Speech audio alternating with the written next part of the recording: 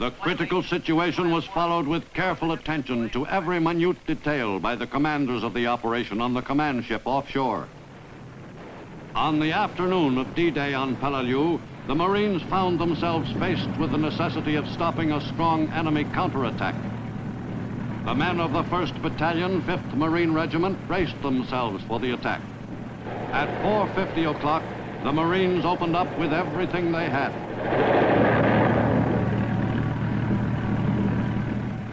In the savage battle, American tanks once again took the measure of the obsolete Japanese models. The enemy counterattack failed completely and ended in a familiar way. The first objective for which the Marines were fighting so bitterly was the airfield on Peleliu.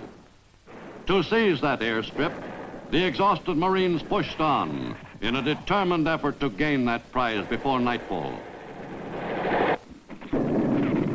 By the late afternoon, the Marines had possession of part of that objective.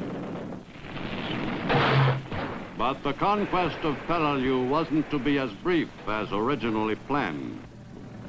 The biggest obstacle to the Marines' progress was Bloody Nose Ridge.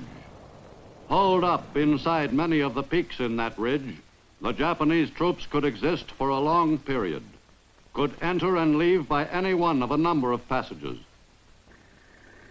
It was up to the Marines to clean the enemy out of every cave entrance, and they attacked the job with great determination.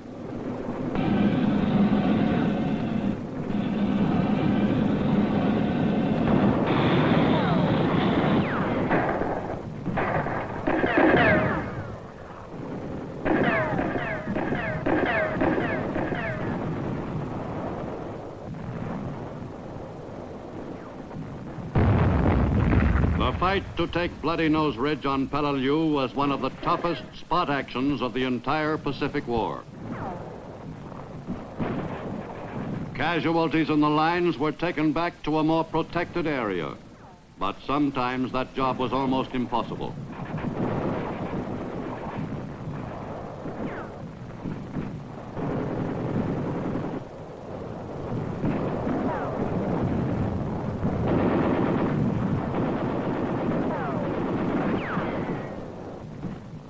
Many of the casualties were taken to a safer position behind the front, right under the sights of the enemy's guns.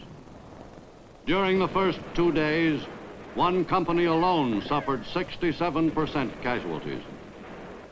It became apparent that this was to be no quick operation. As often as possible, badly wounded Marines were taken off the island entirely, out of range of the enemy's fire. During many of the Pacific campaigns, the wounded American serviceman was transferred quickly to a waiting hospital ship standing by offshore. Often, the entire trip from the front lines to the sanctuary of the ship's hospital took less than an hour. Many of the difficult surgical cases would not have been saved in former wars. Indeed, the advances made in medical science during World War II helped keep U.S. casualties at a minimum. Thanks directly to the efficient work of the Army and Navy doctors and the Nurse Corps, the lives of thousands of American fighting men were saved.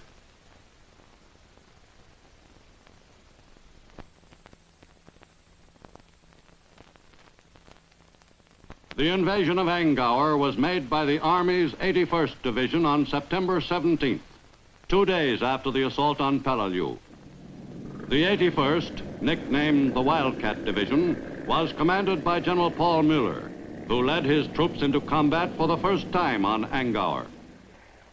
After the customary softening up of the beaches, the men of the 81st landed against light resistance and went about the job of seizing the island from the enemy garrison force.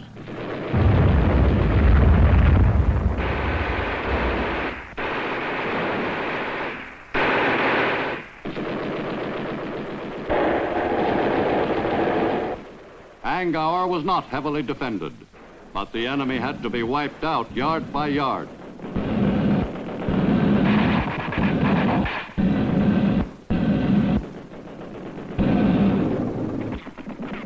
The GIs on Angkor suffered some casualties too, but fortunately not a high percentage of the troops committed. The front line work of the Army medics under fire was notable. For 4 days, the GIs pressed the attack on Angkor.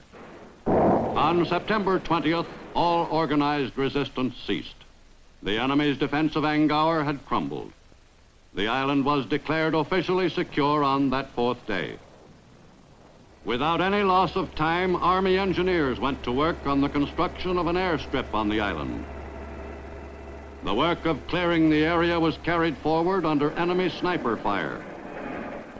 The field on Angkor would provide a second bomber strip in the Palaus and would lessen the amount of traffic on the Peleliu strip. Construction was continued even after dark. The GI in charge of the lights which flooded the area was ready to pull the switch in a second if an alert was sounded. On Peleliu, the Marines were having a tougher time dealing with the enemy in the caves of Bloody Nose Ridge, a fortress which was proving virtually impregnable to the Marines' continuing attacks. Progress was slow. The Marines advanced slightly, only to be stopped after each small gain.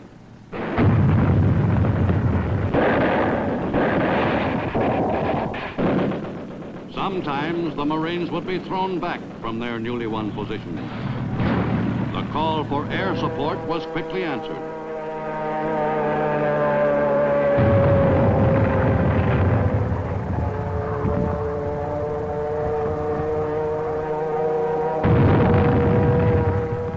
The men on the ground took a short breather while Marine pilots went to work on the enemy.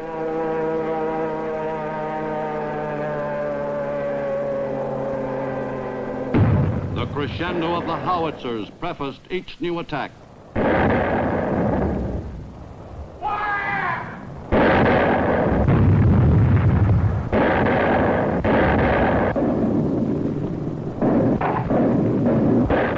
Some areas of Bloody Nose Ridge were fought for several times.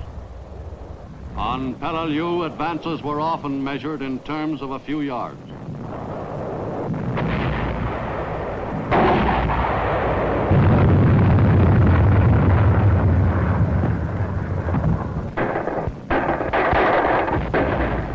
Once in a great while, the Marines gave their weapons a short rest. The Navy hospital corpsmen had plenty to do. Casualties were mounting at an alarming rate. General William Rupertus felt that his 1st Marine Division could carry on without help. But his superior, 3rd Amphibious Corps Commander Marine General Roy Geiger, felt that it would be wise to bring in, as reinforcement, a regimental combat team from the Army's 81st Division, relatively fresh after the short struggle on Angkor. The GIs of the 321st Infantry Regiment were to relieve a badly chewed-up Marine regiment, the 1st, which had been clawing at the enemy at Bloody Nose Ridge for 8 straight days. The soldiers were to work with elements of the 7th Marine Regiment in the drive north to secure the northern section of Peleliu. The Army troops edged around the ridge and approached it from the north, in a move coordinated with Marine attacks from the sides of the ridge. Some of the Marines were assisted by war dogs, who were trained to detect the enemy's presence. The fight for Bloody Nose raged on.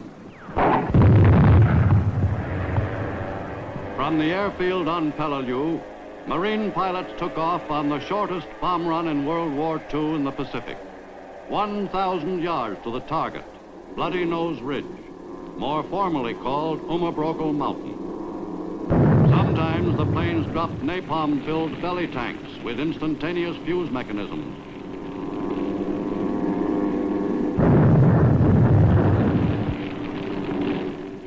The results were most effective.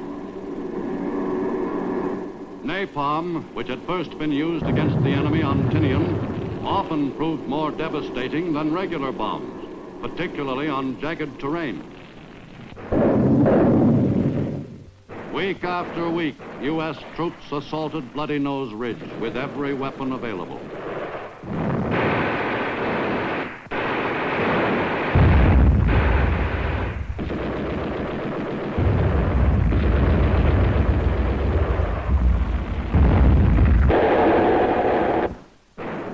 A favorite weapon of Japanese soldiers on suicide missions was the Bangalore torpedo.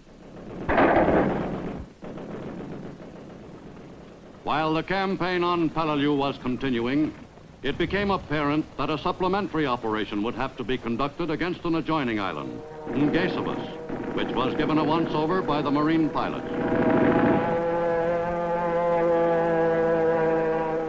On September 28th, Marines of the 3rd Battalion, 5th Marine Regiment, conducted a well-executed shore-to-shore operation from Peleliu to Ngaysobus. This small-scale invasion was necessary to deny the enemy the use of a base for his artillery, which was being directed against U.S. troops on Peleliu. Ngaysobus was seized without too much difficulty by the 1,000 Marines.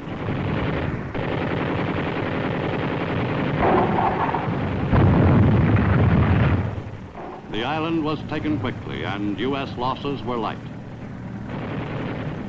On Peleliu, the fight for Bloody Nose continued without let-up.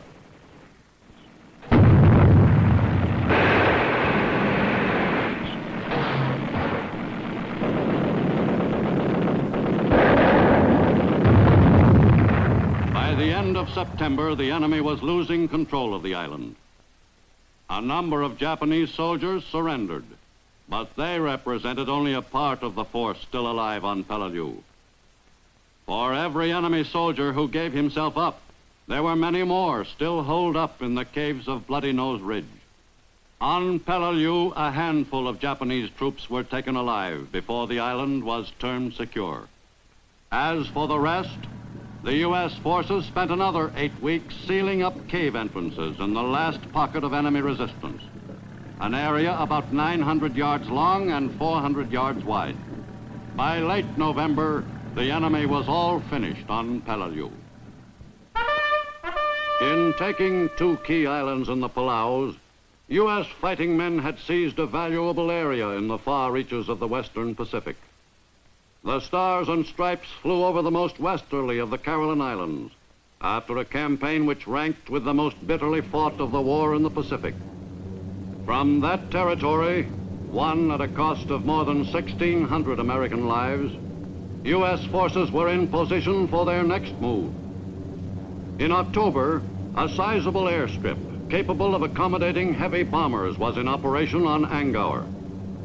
From that field, U.S. bomber pilots made periodic runs over some of the islands in the Palau group which had not been invaded by American amphibious forces. The pilots concentrated on enemy positions on Babaltuap and Koror. Occasionally, these routine missions proved fatal.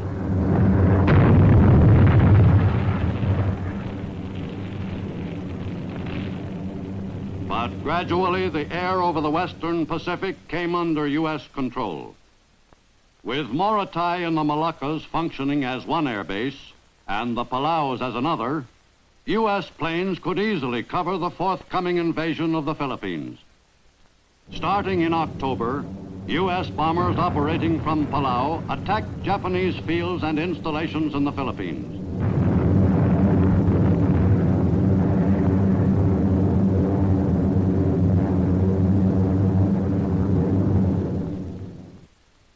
And just 1 month after D-Day at Peleliu, U.S. invasion forces were en route to the long-awaited invasion of the Philippine Islands.